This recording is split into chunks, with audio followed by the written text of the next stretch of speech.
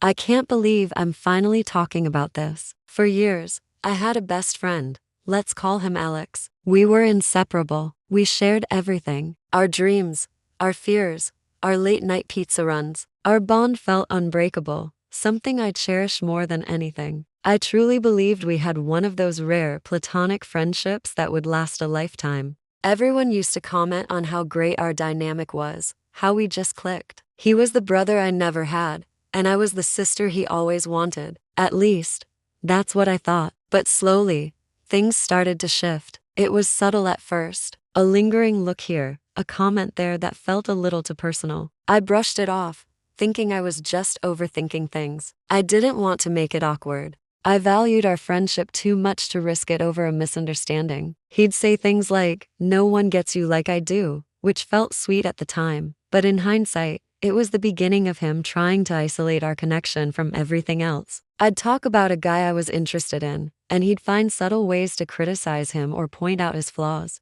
I thought he was just being a protective friend, looking out for me. I was wrong. The real turning point was when I started dating someone seriously. My boyfriend, Mark, was kind, respectful, and made me incredibly happy. I was excited to have Alex and Mark get along, to integrate this wonderful new person into my life. But that's not what happened. Alex became distant, almost cold. When we did hang out, the atmosphere was thick with tension. He'd make passive-aggressive remarks about Mark, questioning his intentions, or making backhanded compliments that were really insults in disguise. He'd say things like, "He's okay, I guess, if you're into that type," or "Are you sure you're really happy?" It was confusing and hurtful. I tried talking to him about it. I'd say, "Alex, what's going on? You've been so different lately. Is everything okay?" He would just deny it, telling me I was being too sensitive or that I was imagining things. He'd turn it around on me, saying I was the one who was changing, that I was abandoning our friendship for a new relationship.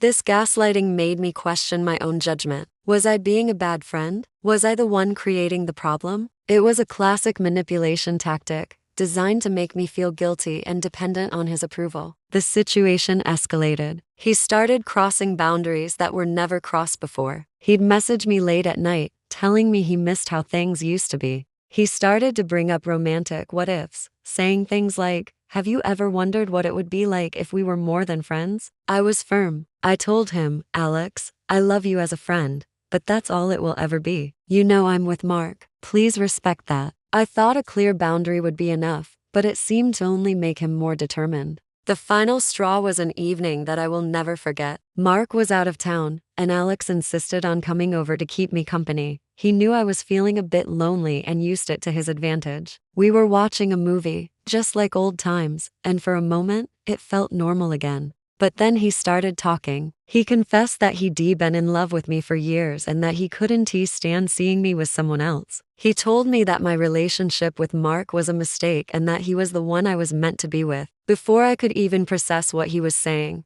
he tried to kiss me. I pulled back immediately, shocked and horrified. It wasn't a moment of romantic confusion. It felt like a violation. It felt like he saw my friendship, my trust, and my current relationship as nothing more than obstacles to what he wanted. He hadn't just crossed a line. He had completely disregarded it. He saw my no not as an answer, but as a challenge. In that moment, the friend I knew was gone. In his place was a stranger who didn't respect me or my choices. I told him to leave. The look on his face wasn't one of heartbreak. It was anger. He couldn't believe he'd been rejected. The next day, instead of an apology, I received a barrage of texts accusing me of leading him on for years. He twisted every memory, every moment of our friendship, and reframed it as some kind of romantic prelude that I had orchestrated. He tried to make me feel like I was the villain, that his actions were my fault. It was a complete betrayal of the years of trust we had built. It's been a long time since that night,